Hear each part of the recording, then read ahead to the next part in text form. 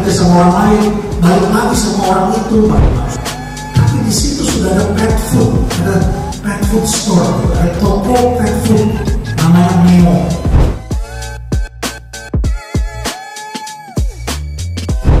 Khususnya AI membuat kita sebagai profesi broker properti menjadi tetap terdepan dan memiliki value yang lebih baik dari sebelumnya. Hari ini jualan properti pakai agen properti yang profesional. Saya Cara dari Era.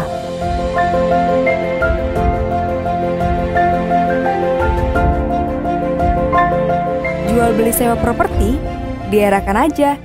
Kita sebagai broker properti tidak semua orang menyerap teknologi untuk menggunakan dalam memasarkan. Nah, bagaimana Prof bisa memberi masukan dan melihat hal ini?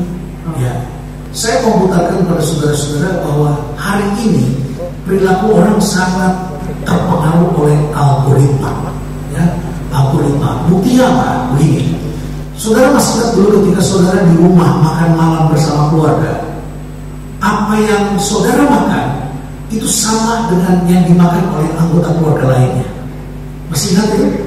Jadi kalau anggota keluarga saudara ada 5-6 orang, 5 atau 6 orang dalam satu keluarga itu makanannya sama. Hari ini saudara-saudara, saudara bisa lihat makan malam kita, tiap orang makanan tidak sama. Ya. Apa yang membuat kita tidak sama? Jawabannya adalah algoritma. Masing-masing pesan karena dipengaruhi oleh algoritmanya masing-masing.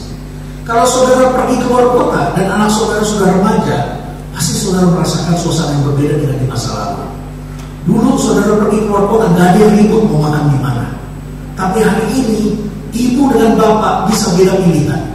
Kemudian anak-anak lain-lain pilihannya. Ibu bapaknya kalau milih restoran, itu milihnya adalah merek yang dia kenal. Daging, atau kalau yang paling gak yang pasaran McD barangkali gitu ya. Tapi anak-anak itu sudah dipengaruhi oleh review dan apa kata TikTok, apa kata IG. Tiap orang lain-lain hari ini. Hari ini saudara-saudara, sepatu bakal tidak disentuh oleh anak muda karena mereka tidak mendengungkan algoritma mereka. Mereka hanya pakainya IG, hanya pakai website, taruh di sana, pakai KOL, pakai influencer, taruh di IG mereka. Sementara lawannya tidak kelihatan. Siapa lawannya? Sepatu merek sekarang, Kompas, Gogo, Aerostreet, ya. Itu semua merek-merek baru yang mendengungkan merek, menggunakan influencer, menggunakan afiliator, dan mereka menggerakkan algoritma. Hampir semua orang yang kami wawancarai mengatakan kami paham algoritma. Saya sampai pergi ke kantornya TikTok di Singapura, bagaimana mempelajari bagaimana algoritma TikTok itu bekerja. Karena TikTok itu adalah sosial media yang sangat sulit dipahami algoritmanya untuk dikendalikan, ya, sangat sulit. YouTube kita bisa kenal, IG kita bisa kenal, lebih mudah. Tapi TikTok ini tidak mudah untuk dikendalikan. Saudara-saudara, pilihan orang itu digerakkan oleh algoritma. Masalahnya adalah ada orang yang mengerti, ada orang yang tidak mengerti. Pengertian kita tidak sama satu sama lain. Cara kita juga tidak sama. Bayangkan hari ini kita hidup dari apa kata orang, ya, bukan brand lagi. Jadi kalau Anda punya strong brand, ada kecenderungan strong brand itu melahirkan dalam era sekarang kita sebutnya strong brand but lazy people. SDM kita jadi lazy. Kita biarkan orang datang ke kita. Padahal orang datang ke kita bukan karena semata-mata brand kita kuat, tapi brand kita dibunyikan atau tidak, digerakkan atau tidak. Saudara punya tenan di mall, itu tenan itu harus memainkan algoritmanya. Kalau mereka tidak mainkan algoritmanya dan dia tidak tahu bagaimana caranya, maka mereka akan tenggelam. Ya. Saya belajar ini menjelang Pilpres kemarin, ketika kami membuat intrik di podcast kami. Saya tiba-tiba anak-anak saya pada bilang, algoritmanya bagaimana?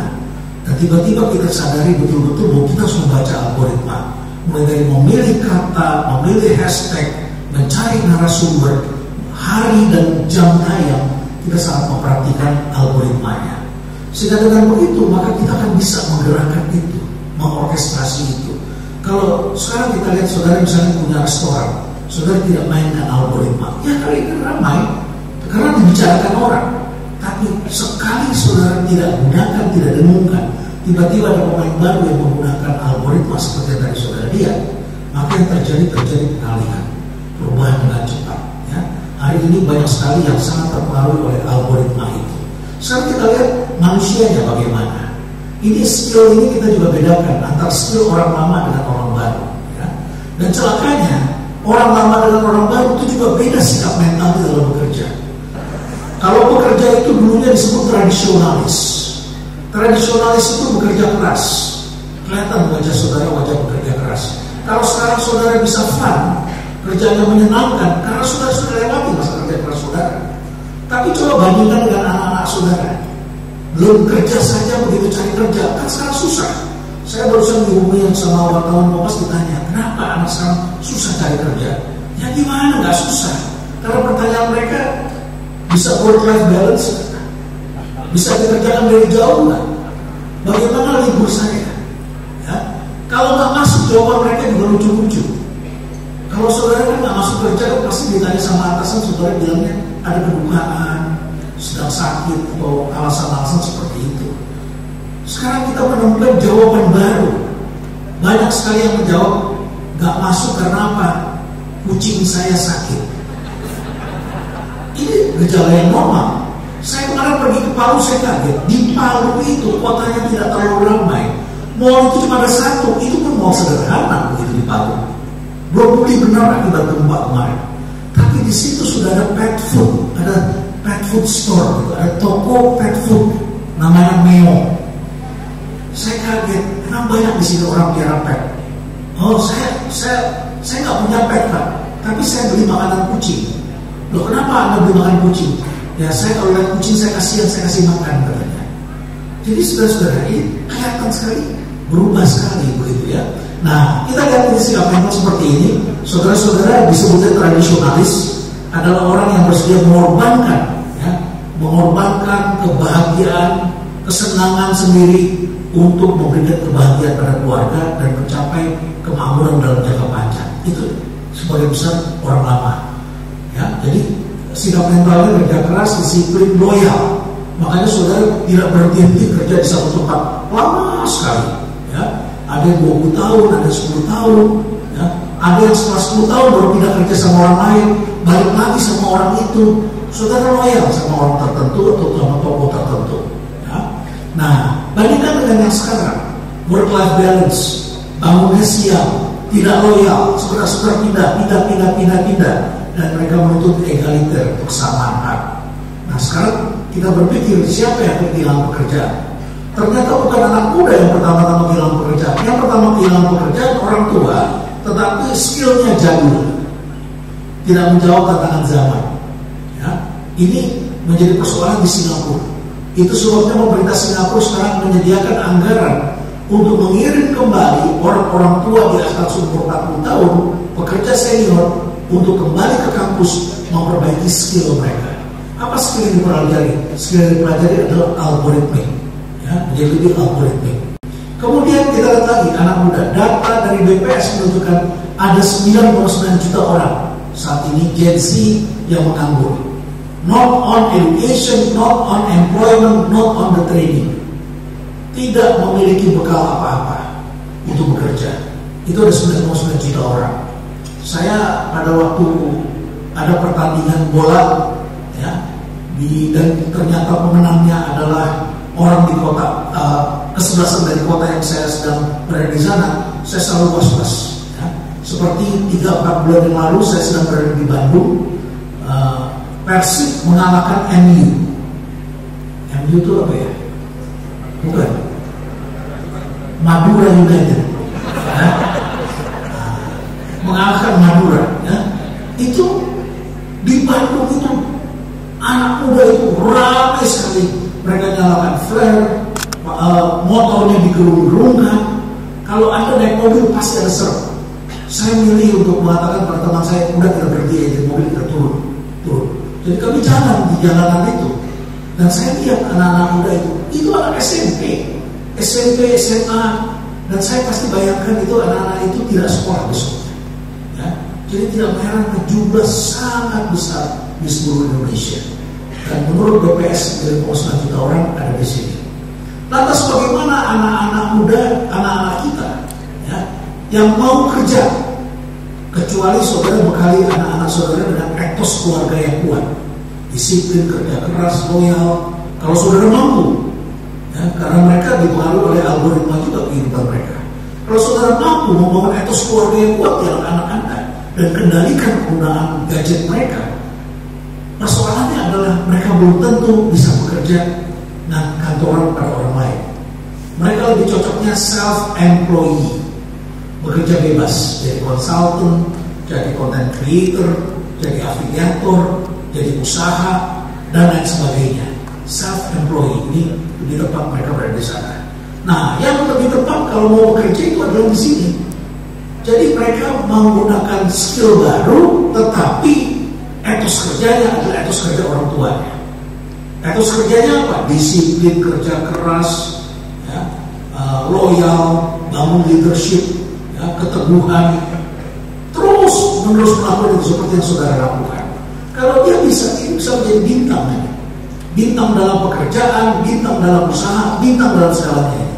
Orang-orang seperti ini, ya. Jadi ini menjadi PR bagi kita. Gimana nih kita kembangkan anak-anak ini? Apalagi mereka pilih pekerjaannya seperti ini. Mereka sebutnya harus work-life balance, dan pekerjaan itu harus menyenangkan. Jadi kelihatannya sepele, tapi ini membekas di kepala banyak anak-anak muda.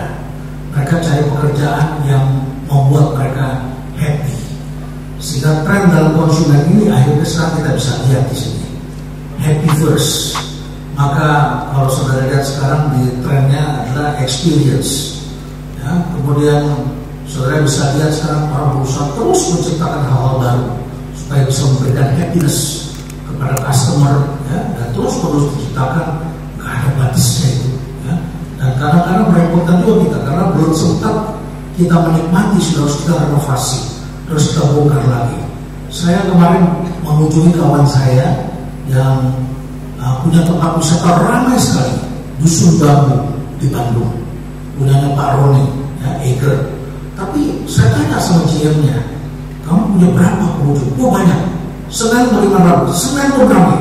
Tapi dia bisik-bisik sama saya, repot Pak, kita harus terus memperbaiki, menciptakan hal baru. Karena setiap beberapa bulan sekali kita harus bikin lagi yang baru, kita bikin lagi yang baru.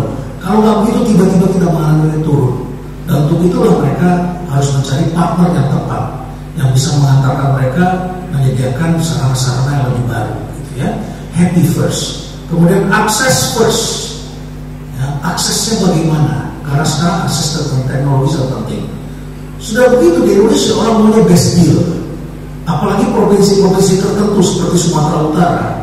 Ya, saudara-saudara, diskon itu penting sekali. Ada partner saya, perusahaan logistik asing, sudah bagus masuk ke Kuala Namu, tiba-tiba mengundurkan diri dari sana. Saya tanya, kenapa Anda mengundurkan diri?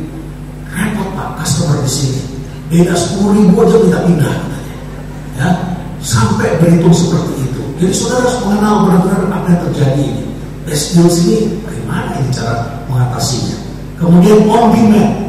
Saudara-saudara kan semuanya well planned. Ketika saudara dulu mau beli musik, saudara pergi ke Jalan Sabang, Duta Suara, atau ke Aquarius. Saudara perlu waktu 1 jam ke sana dan perlu ngantri lama untuk bisa dapat satu lagu yang Anda suka. Sampai situ Anda pulang lagi, baru dengerin lagi. Anak sekarang belum dia mengerti perasaannya. Spotify itu sudah mengenal perasaan anak itu. Jadi teknologi lebih cepat mengenal kita daripada kita mengenal diri kita. Dan akibatnya Spotify sudah langsung pagi-pagi memberikan lagu pada Anda. Ini lagu Anda hari ini. Dari mana dia tahu? Karena kita bercakap-cakap didengarkan oleh telepon kita. Kita buka sesuatu, data kita, algoritma mencatat itu semua.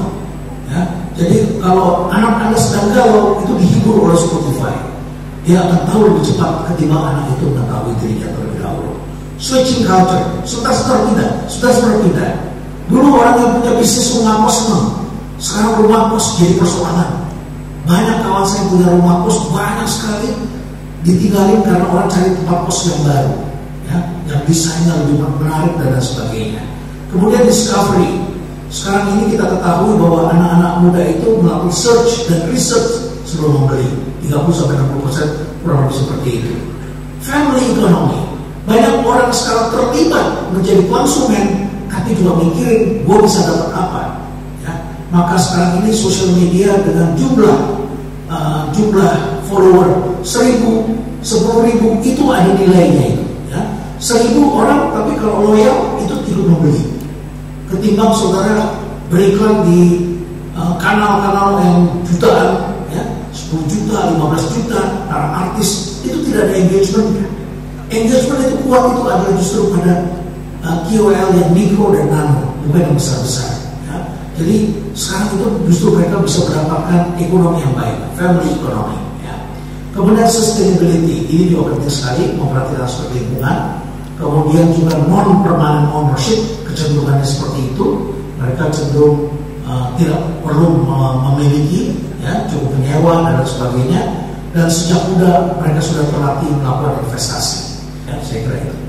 Ya, Bapak Ibu sekalian, insight yang luar biasa, sebuah fakta yang ingin ditampilkan oleh Profesor membuat kita aware, membuat kita sadar apa yang terjadi saat ini, perubahan yang terjadi, bagaimana ternyata tidak hanya sebuah mental yang dibutuhkan, tapi bagaimana kita bisa menggunakan teknologi, khususnya AI, membuat kita sebagai profesi broker properti menjadi tetap terdepan dan memiliki value yang lebih baik dari sebelumnya. Kesimpulannya adalah teknologi is not an option, it's a must. So, kita berikan tepuk tangan sekali untuk Profesor Rhenald Kasali. Bangga karena semua sketsa ada di IWA